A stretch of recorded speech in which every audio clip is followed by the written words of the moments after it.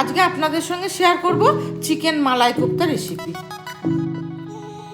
ভিডিওটি প্রথম থেকে শেষ পর্যন্ত দেখার অনুরোধ রইল।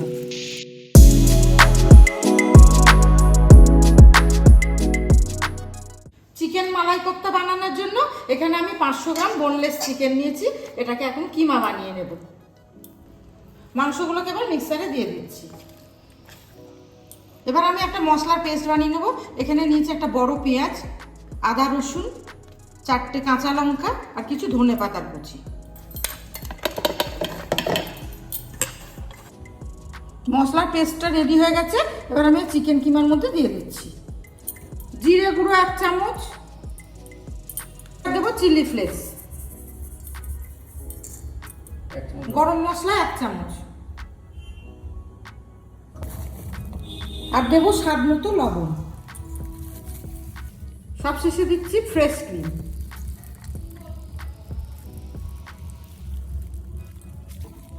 এই চিকেন কিমার সঙ্গে মশলাগুলো সব ভালোভাবে মাখিয়ে নেব। চিকেন কিমার সঙ্গে মশলাগুলো খুব ভালোভাবে মেশানো হয়ে গেছে। এবার আমি চিকেন কোপ্তাগুলোর শেপ দিয়ে নেব।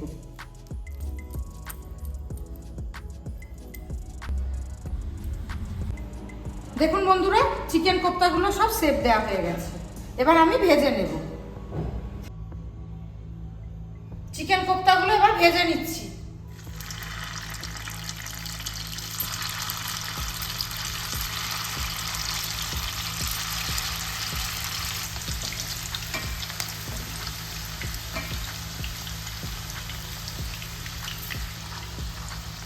চিকেন কোপ্তাগুলো হালকা ব্রাউন করে ভেজে নেব। এক পিঠ ভাজা হয়ে গেছে, আর এক পিঠ উল্টে দিচ্ছি।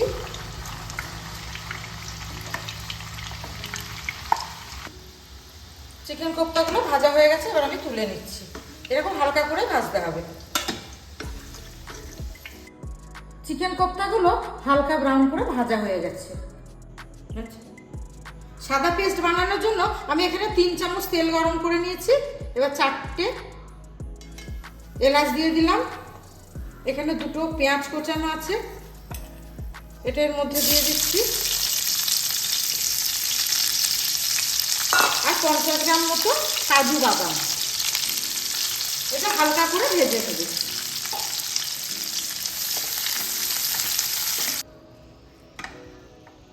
ভাজা হয়ে গেছে। এবার আমি এটা ঠান্ডা করে একটা পেস্ট বানিয়ে নেব। গ্রেভি বানানোর জন্য এখানে তেল গরম হয়ে গেছে। এবার আমি এই তেলের মধ্যে তেজপাতা আর দারচিনি দিয়ে দিচ্ছি। এবার আমি এর মধ্যে আদা রসুন বাটা দিয়ে দিচ্ছি। আদা রসুনের কাঁচা গন্ধ চলে গেছে। এবার আমি হোয়াইট পেস্টটা এর মধ্যে দিয়ে দেবো। গ্রেভিটা ফুটে উঠেছে। এবার আমি দেবো এর মধ্যে 2 চামচ ধনে গুঁড়ো, স্বাদ মতো লবণ। আমি মিশিয়ে নেব এর মধ্যে। এবার দিয়ে দেবো কাসুরি মেথি। ভালোভাবে মিশিয়ে নেব এই গ্রেভির সঙ্গে। এবার আমি দিয়ে দেবো ফেটিয়ে রাখা টক দই। তার আগে আমি গ্যাসের ফ্লেমটা লো করে রেখেছি, যাতে দইটা ফেটে না যায়। দইটাকে ভালোভাবে এর সঙ্গে মিশিয়ে নেব। বন্ধুরা, কি সুন্দর কালার এসছে, দেখে লোভনীয় লাগছে। গ্রেভিটা ফুটে উঠেছে। এবার আমি ভেজে রাখা কোপ্তাগুলো এর মধ্যে দিয়ে দেবো। গ্রেভির মধ্যে ভালোভাবে মিশিয়ে নিচ্ছি। খুব ভালোভাবে মেশানো হয়ে গেছে। এবার আমি 15 মিনিট ধরে ঢাকনা চাপা দিয়ে কুক করে নেব।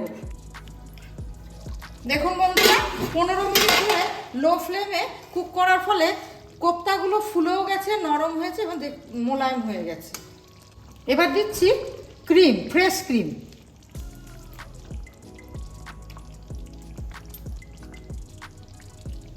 গরম মশলা, ক্রিম আর গরম মশলাটা ভালোভাবে এই কোপ্তার সঙ্গে মিশিয়ে নিচ্ছি।